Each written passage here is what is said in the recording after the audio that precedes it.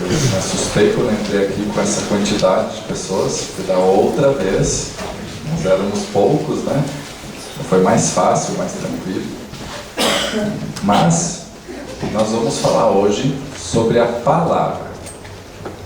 E estudando sobre esse tópico, eu já aprendi uma regra básica que eu vou tentar aplicar aqui, que eu vou falar pouco. Que é falar o necessário. Não gastar o tempo e a paciência de ninguém falando o que não é importante. Então, a gente vai tentar já exercitar isso agora, né? Mas por que nós escolhemos esse tópico? Por que esse nome, o poder da palavra? Porque o que nós dizemos gera imagens na mente das outras pessoas, gera sentimentos nos outros, gera expectativas, gera descontentamentos, e assim como pode gerar isso tudo nos outros, tudo aquilo que parte de nós fica gravado em nós. A mão que oferece uma flor a alguém é a primeira a ficar perfumada, né? Tudo aquilo que oferecemos. E nem vamos falar hoje muito do pensamento, né? Que é da onde parte tudo. Nós estamos falando só de quando o pensamento se condensou na palavra, né? Tudo aquilo que falamos passa por nós, fica impregnado em nós e depois vai agir sobre alguém. Então temos grande responsabilidade sobre o que falamos. E alguém que nos lembrou isso há muito tempo atrás foi Jesus. Quando numa passagem, num momento lá, ele foi almoçar com umas pessoas e ficaram escandalizados. Olha só como é que era a nossa mente na época, né, gente? A gente tinha cada regra, né, que não tinha pé nem cabeça. E uma das regras da época era, você era obrigado a lavar a mão, mas não como hoje a gente sabe por higiene apenas. Era uma desonra, era assim uma ofensa para quem lhe recebia se você não lavasse as mãos. E aí confrontam Jesus, né? Por que os teus amigos aí, você mesmo, por que vocês não cumprem com as leis, né? E aí uma das coisas que Jesus diz é isso: o que contamina a nós não é o que entra na nossa boca.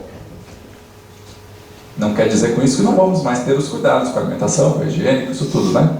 Mas não é isso o principal que nos contamina, mas sim o que sai da nossa boca. O que nós dirigimos aos outros, o que falamos aos outros, tem maior importância no equilíbrio orgânico do que aquilo que comemos. A tal ponto que em um tratamento recente no Lar da Caridade, nesse centro espírita onde eu participo também, uma mensagem que foi passada para a equipe de lá durante um tratamento de saúde era que quando nós falamos, aquilo que a gente emana, o que a gente está pensando para aquela pessoa, o que está saindo de nós, fica ao nosso redor. Como se criasse um ambiente ao nosso redor equivalente ao que nós falamos, ao teor das nossas conversas, das nossas intenções quando falamos, e que nós reabsorvemos isso que nós mesmos criamos. E aí esse médico dizia: nós temos doenças que foram programadas. Antes de nascer, o Lucas fez um planejamento, tinha lá uma ficha corrida de todos os erros, dos acertos também. E aí se viu, como é que o Lucas faz para vencer a maior parte desses erros na próxima encarnação? Bom, ele vai nascer em tal lugar, depois ele vai se mudar aqui para a Serra Gaúcha, ele vai conhecer algumas pessoas, vai entrar lá numa empresa, ali vai ter muitos seres ligados a eles, afetos e desafetos. E neste ambiente todo, Lucas vai tentar fazer o melhor dele.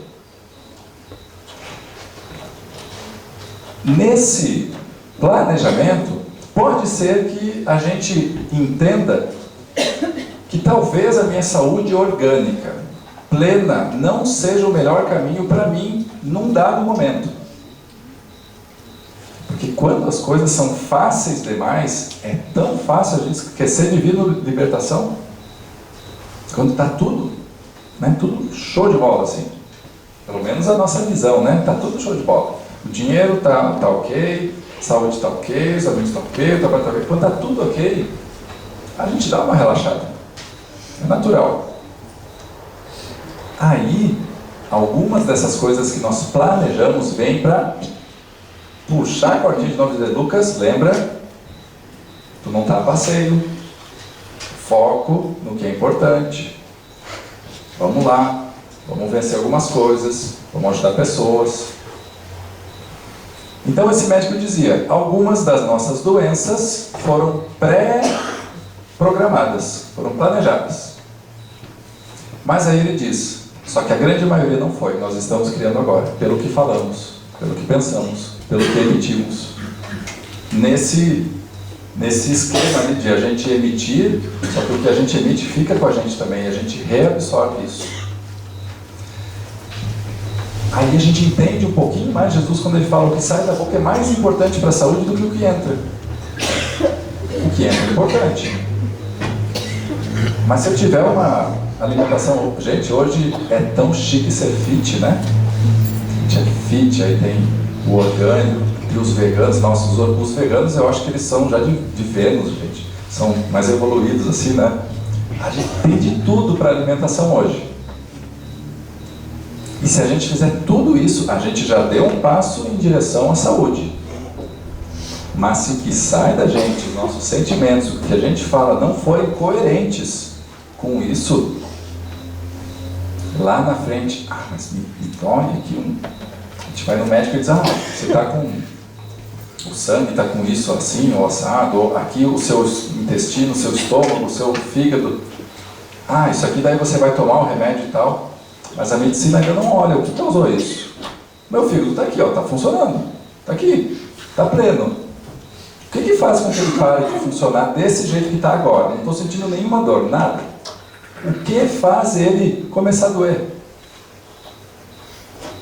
E aí vem Jesus, e depois vem a doutrina espírita nos dizer o que nós sentimos e aquilo que permitimos dos sentimentos saírem pela nossa boca nos influenciam constantemente.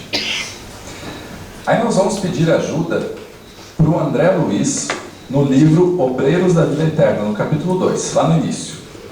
Olha só o que ele nos diz: o verbo cria imagens vivas. O que eu estou falando agora aqui está criando imagens, cenas. Quando eu falei: dói isso ou dói aquilo, ou que a gente está lá conversando com alguém, uma coisa ruim, ou que a gente está conversando uma coisa boa, quando a gente faz uma prece, cada um de nós imagina, né? A gente cria imagens e faz os outros absorver essas imagens também. Mas olha só o que ele diz sobre nós, quando a gente fala: o verbo cria imagens vivas, como se elas estivessem vivas mesmo, acontecendo, que se desenvolvem no terreno mental a que são projetadas.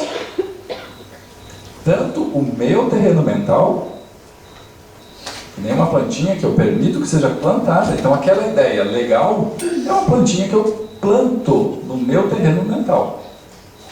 Mas aquela ideia negativa, ou algo que me disseram e que eu acredito e que eu vou na onda, também é plantado. Aí ele fala: produzindo consequências boas ou más. O que define se vai ser bom ou mal? A sua origem. Qual foi o sentimento, o pensamento, a intenção que eu tive ao dizer aquilo? Essa é a origem. E isso vai produzir consequências boas ou más. E aí ele continua: essas formas naturalmente vivem e proliferam. Algo que eu não compreendi a primeira vez que li, e outras obras falam que os nossos pensamentos, como se eles se materializassem, mais ou menos como se eu tivesse pensado nisso aqui, né? Isso surge. Em algum local isso surge. Só que isso vai persistir, vai continuar, se continuar pensando nisso. Aqui estamos falando só de um objeto, né? Mas às vezes a gente pensa em situações. Eu gostaria que tal coisa acontecesse. Eu não gosto daquela pessoa. Eu queria, agora estava doendo aqui, né? Mas agora eu vou conseguir, eu vou achar uma resposta, eu já estou plasmando isso, eu estou construindo isso. Ou então, eu não mereço, porque, olha, só erro, caramba, aquela vez o Carlos pediu e eu não tenho jeito. Tudo isso está construindo uma imagem viva e que influencia. Aí ele diz com um ar mais grave, considerando, gente, a média de todos nós, da humanidade, tá? A média do que a humanidade quer, considerando-se a inferioridade dos desejos e aspirações das criaturas humanas, a grande maioria de nós ainda escorrega querendo coisas que estão demais ligadas na matéria, demais ligadas no dinheiro, no prazer. Olha só, a matéria é necessária aqui, o nosso corpo necessário, construir nossa casa necessário, o dinheiro necessário, o prazer necessário, tudo necessário. Mas às vezes a gente dá uma importância maior do que essas coisas têm. E fica muito tempo preso, pensando só naquilo lá. Ou às vezes até pensando no mal de alguém, né? Porque não sabe o que ele me fez lá. Eu perdoo, mas ele vai ver. Deus vai pegar. Que perdão é esse?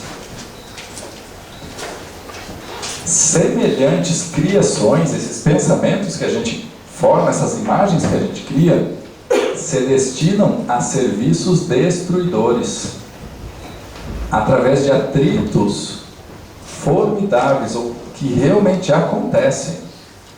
Mas vamos pegar o oposto disso agora, para a gente entender. Se toda vez que a gente pensa essas coisas ruins, elas se materializam, e caso a gente continue nutrindo, elas cada vez mais se aproximam de acontecer, com grandes consequências para quem as criou.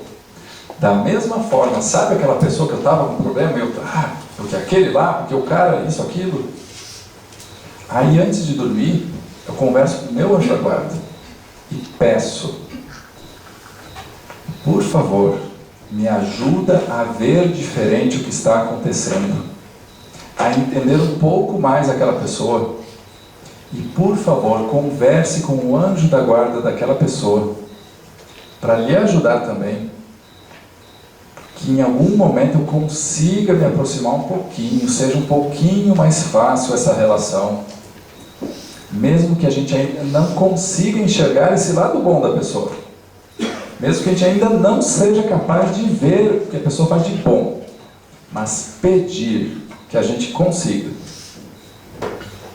Nessa hora a gente já pinta um quadro novo, plasma essa nova imagem de que vai dar certo. Em pouco tempo, você entra numa sala que aquela pessoa está e aquele climão não acontece. A gente vê, mas eu não podia nem estar perto do Carlos. Aí cheguei assim, tá normal agora? Porque nós construímos isso antes. E aí eu separei aqui pra gente um trechinho do livro Sinal Verde. Um livro muito legal, gente, um livrinho pequenininho. Cada uma ou duas páginas é um capítulo e ele traz dicas, bem curtinhas assim, mas muito legais. É o André Luiz quem escreveu esse livro, quem editou esse livro, é Chico Xavier. E a gente vai ver 5 dicas que ele nos dá.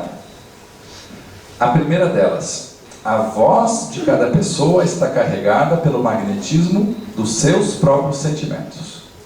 O que eu sinto pode até estar só aqui, né? Por um tempinho está só aqui, assim. O outro nem está percebendo, né? A gente sabe que a gente já emana alguma coisa, mas o outro talvez nem percebeu. Quando falamos, a voz sai carregada do que eu sinto. Carlos, meu amigo, mas lá dentro está remoendo, tá ruim. Não funciona. Essa coisa vai, atinge, faz mal. E faz mal primeiro a quem cria. Porque eu poderia ter ficado quieto. Eu Tem essa escolha, né? Às vezes acontece eu dizer, falei sem pensar. Não é bem verdade, porque nós temos um cérebro, é ele que comanda os músculos da boca, do pulmão, da língua, é ele que manda o ar sair. Eu mexo tudo de um jeito e falo. Às vezes eu sou impulsivo e falo e penso quase nada, mas eu penso. É a minha escolha ter dito aquilo. Então precisamos adestrar a nossa vontade. Se eu não sei o que dizer, é melhor eu ficar calado. Quem que assistiu o filme Nosso Lar? Vocês lembram daquela cena em que o André Luiz começa a reclamar? É no início. Se alguém não viu, por favor, veja que é legal, mas não vou estragar o fim do filme. O André Luiz está um reclamão chato, gente. E aí o Clarencio, acho que foi o Clarencio, ou foi aquele outro enfermeiro que estava com ele, chega, eu tenho um remédio aqui para você. Bota ali assim, faz umas coisas lá e, ó, toma aqui. Mas espera aí, não engole ainda, porque tem que fazer, tem que agir. E ele, e o outro falando, ele, não engole ainda. Daqui a pouco o cara sai e deixa ele ali, com a boca cheia. Depois ele explica, e aquela hora lá, aquilo era a famosa água da paz. Você estava tirando a paz de todo mundo. Eu lhe dei a água da paz para você parar de estragar a paz do ambiente. É melhor a gente calar quando não tiver certeza do que se comprometer, porque estamos gerando algo nos outros. E a vida cobra ou presenteia com aquilo que a gente fez os outros sentirem. Aí o André Luiz dá um passinho e diz assim: quando você se dirigir a alguém, converse com serenidade e respeito, com tranquilidade. Às vezes eu até tenho que dizer, Carlos, vem cá, rápido, vamos fazer, porque às vezes precisa, né? Algo vai acontecer, então a gente bota mais energia. Mas mesmo assim eu não preciso ser mal educado. E sempre com respeito, né? Carlos, vamos lá, rápido, por favor, vem aqui, Carlos, me ajuda, eu preciso que tu confie em mim agora. Com respeito. Eu nem vou explicar direito, mas ainda assim terei respeito. Colocando-se no lugar da pessoa que ouve. E aqui, gente, é profundo isso. Porque quando eu olho para o outro, eu tenho que tentar entender. O outro sabe do que eu estou falando? Se é essa coisa rápida, o outro sabe? Não. Então eu vou tentar explicar o mínimo necessário, porque não temos tempo a perder. Mas o outro não sabe ainda do que se trata. A outra pessoa está com problemas e talvez eu saiba. É bom quando nós estamos com problemas e alguém nos traz mais problemas. Melhor que não tivesse trazido, né? Mas às vezes precisa. Às vezes não tinha como não trazer. É tão bom quando a pessoa sabe que a gente está assim e ela tenta ser mais delicada nesse momento. Porque ela não quer agravar o que já está me acontecendo. Se é tão bom para mim, como é bom eu fazer também, sabendo que tudo que eu falo fica em mim, cria também em mim a mesma sensação que eu estou tentando criar no outro. Aí ele diz, fazendo isso, mantendo essa serenidade, respeito, se colocando no lugar do outro, nós vamos aprender a educar nossas manifestações verbais. Aprender a educar o verbo, aquilo que a gente fala que às vezes era impulsivo, realmente. Às vezes era, saía. Não leva o desaforo para casa, tem a língua solta mesmo. O desaforo eu não levei, mas as vibrações, as sequências estão indo juntinho comigo. Essas eu levo sempre. Posso até não levar o desaforo, o resto vai. E quando vai muitas vezes, estou com uma...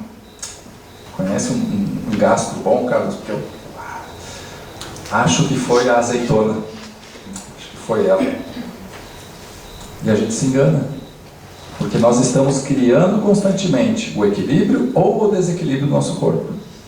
E ele diz, a gente vai aprender. A gente aprende, é um exercício. É natural que a gente nasça não sabendo disso e aprenda. Para educar o que a gente fala, e ter mais segurança e proveito. Que o tempo que a gente passar com alguém tenha proveito, que a gente realmente aproveite para transmitir algo legal, para deixar algo bom, para acabar ficando com essa coisa boa para a gente também. Olha só, gente, quem já não recebeu telefonemas da Vivo, da TIM, da Claro, da Oi?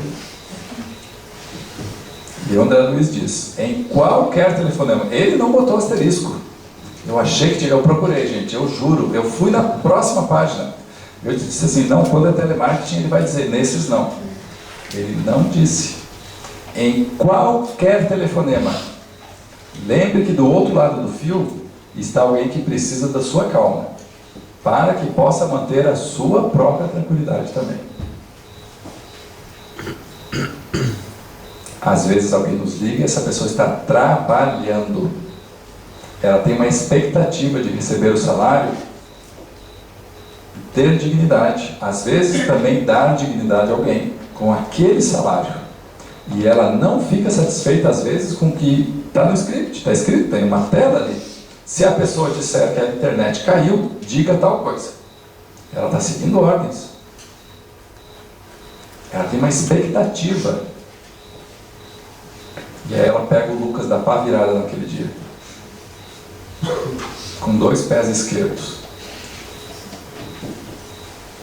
E eu posso conversar com respeito, dizer, não, eu não quero essa promoção. Muito obrigado, eu não tenho interesse. Ou até inventar, olha, eu já tenho uma outra aqui, está tri boa e tal. Mas muito obrigado. Respeito, não preciso adular a pessoa, abraçar, nada disso, gente. Respeito. Entender que essa pessoa está ali e ela também precisa dessa calma. Porque depois, no fim do dia, se ela chega em casa e o filhinho fez isso, deixou cair o prato que ela ganhou da mãezinha dela, e aí eu posso ter construído um pinguinho de tranquilidade extra. Ela olha para o pequeno, diz, tudo bem, vamos ter cuidado, mas tudo bem. Ou eu poderia ter construído aquela explosão. Ah, mas já me xingaram o dia todo e agora? A escolha do que eu farei para essa pessoa é minha. Constantemente. O André Luiz continua nos falando agora no livro Busca e Acharás. Ele fala dos símbolos das palavras. Aliás, eu falei de 5 dicas, eram 3, né? É nesse que é 5, tá, gente? Olha só o que ele nos diz. Em nos reportando a indulgência, indulgência é aquela capacidade que a gente tem de ver que alguém errou. Ó, o Carlos, hoje é tudo, tá, Carlos? Carlos fez uma coisa errada. Eu vi, eu não sou cego, eu percebi. Eu entendo que aquilo não era a atitude correta. O que é a indulgência? Eu vejo e entendo, mas o que o Carlos passou durante o dia? Como foi isso? Ele chegou aqui cansado, ele veio correndo, o Lucas mandou uma mensagem que ia atrasar, que o computador quebrou. Então, aí a gente entende, não, está passando por algo. E aí vem alguém, vem assinar, diz, tu viu o que ele fez? Não, mas olha só, não, é que o Carlos, é que aí, e eu invento uma desculpa. Não, nem percebi, não vi. Não, mas ele estava ali, Lucas, ah, não, aquilo, não, há quantas vezes eu também, sabe, às vezes a gente está com a cabeça cheia. Isso é indulgência.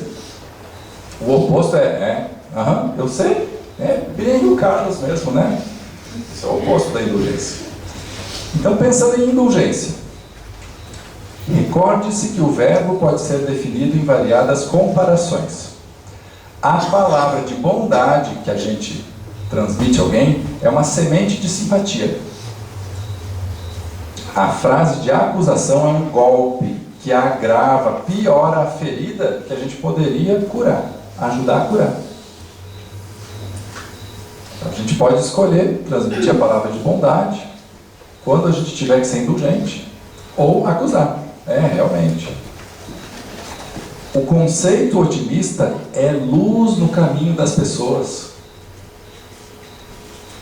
Aí eu digo que o Carlos Baca, está difícil isso, aquilo lá aconteceu, e ele diz, não, Lucas, vamos lá, cara, isso aí passa, nossa, consegue, Tu é maior que, sabe? Ele bota para cima.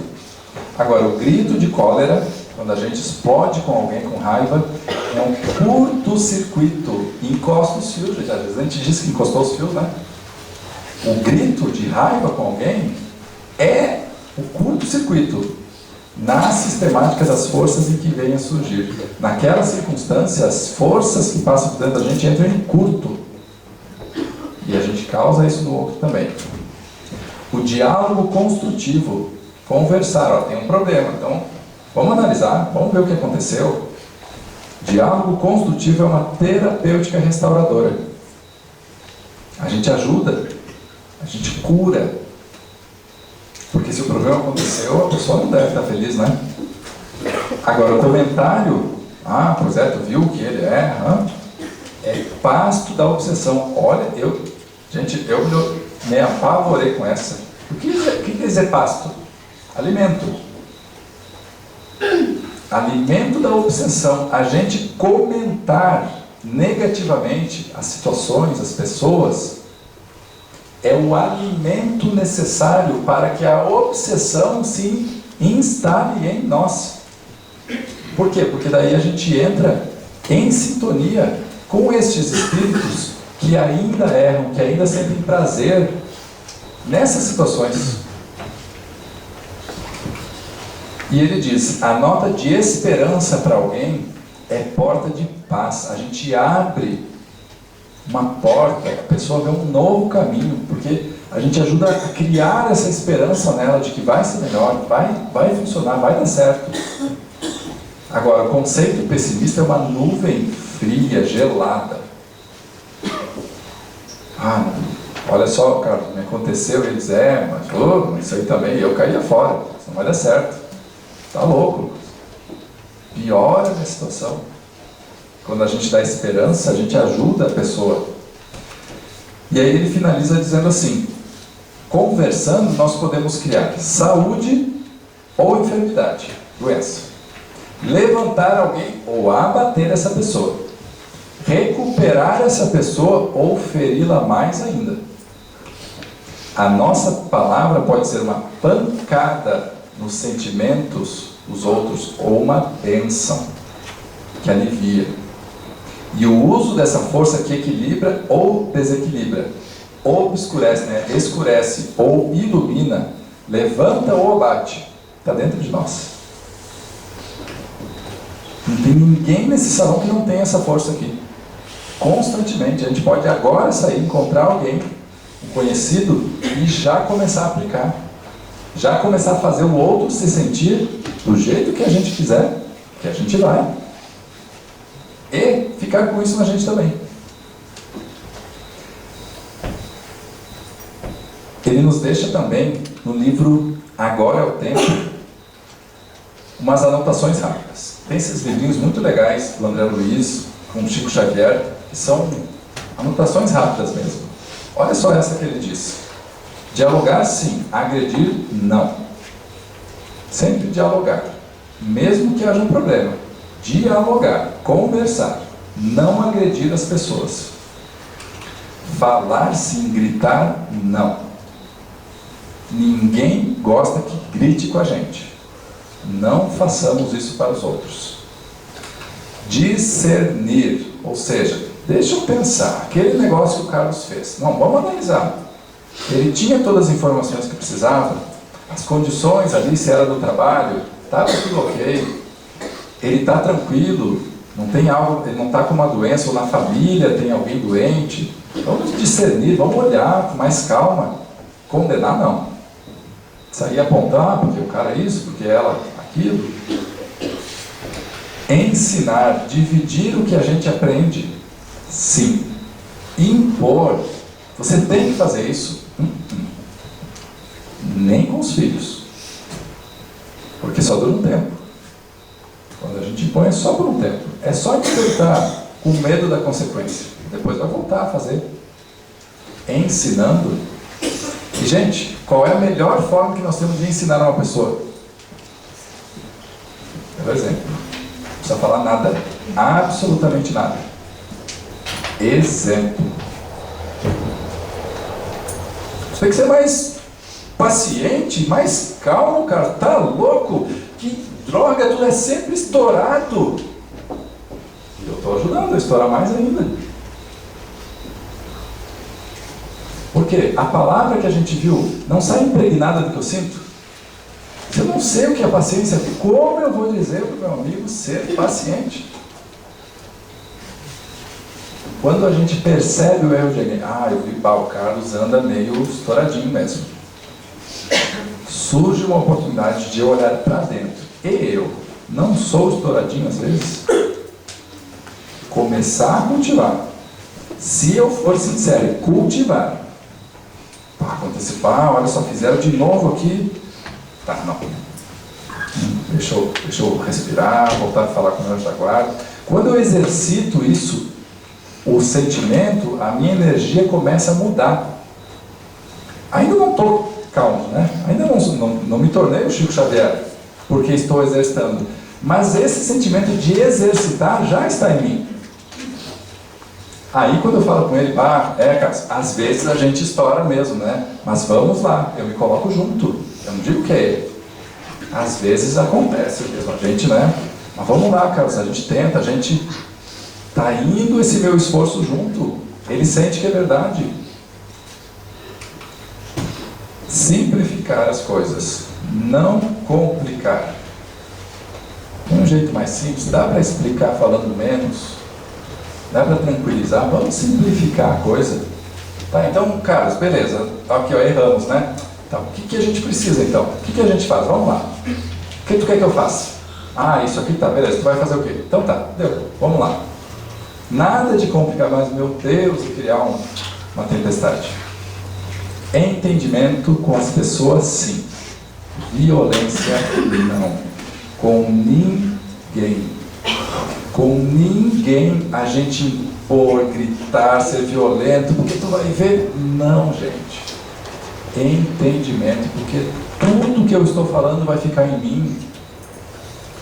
Às vezes pode até parecer egoísmo. Eu não vou falar porque fica em mim mesmo, eu estou pensando em mim. Porque fica. E constrói dentro de nós energias, equilíbrio ou desequilíbrio, né? A gente viu aquele exemplo antes de tudo que pode construir dentro de nós. É nossa escolha. Quando a gente faz uma prece, falada ou pensada nesse sentido, quando a gente se dirige a alguém e diz, vamos lá, eu ajudo, o céu se abre para nos abençoar. Quando no trabalho, a gente não vai fazer prece nenhuma, lá é trabalho mesmo. E alguém diz, não estou conseguindo, não, deixa que eu te ajudo aqui. Olha só, faz assim, com tranquilidade, entendendo que aquilo que para mim já é, eu faço de olho fechado, já eu aperto aqui, nem erro mais. É porque eu treinei. A pessoa, se ainda não treinou, não tem nenhuma culpa. Com paciência, não, tu aperta aqui, depois ali, faz assim.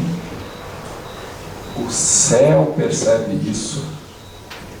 E nós vamos construindo, as pessoas ao nosso lado passam a sentir, nossa, como é bom estar perto lá do Carlos, como é bom estar perto, sabe? Como é bom. Às vezes a pessoa sabe, mas por que você gosta? Eu não sei. Porque quando a gente cria consciência de construir com os outros sentem, é sincero o que parte de nós. As pessoas têm vontade de estar perto. E depende de quem construir isso. Só de mim. Não precisa de lei, não precisa criar uma lei para isso, não precisa de dinheiro, não precisa nem de saúde. Eu posso estar com o meu organismo, com um probleminha ali momentâneo, mas ainda assim eu falar coisas boas para os outros. É a minha escolha. E não custa nada. Gente, a reflexão nossa para hoje era esta. A gente lembrar, a partir de agora, do que a gente fala. Pensar no que vai falar. Pensar em como os outros vão se sentir. Dar umas gargalhadas, porque isso é muito bom. Construir isso tudo e, gente, largar a reclamação. Largar ela, porque ela não constrói nada. Ela destrói dentro da gente. Não reclamar das coisas. tá ruim. O Carlos está de novo. Tá, então, Carlos, vem cá. Vamos conversar. Eu acho que isso aqui não deveria, ou devia sim, ou assado. Conversar, construir. E talvez o Carlos, eu acho muito mais provável o oposto, tá? Talvez o Carlos não esteja pronto para entender. Na verdade, tudo que eu falei do Carlos, é para mim mesmo que eu falo, porque, sabe, tem um dedo para lá, tem três para cá. Mas eu estava com vergonha, né? Então eu falei do Carlos, coitadinho. É possível que o Carlos venha dizer, Lucas, mas tu falou uma coisa, tu falou de um jeito, Lucas, eu acho que não era legal, Lucas. É possível que eu não entenda o que ele está tentando me dizer. Que eu não esteja pronto. Que eu estava tão preocupado porque eu briguei antes, e aí eu vim aqui e falei, talvez eu não entenda. O Carlos pode escolher compreender, o Lucas ainda não está pronto, mas eu não posso interferir nisso. Eu tentei, tomara que ele vai conseguir. E a gente fica com esse sentimento em qualquer situação.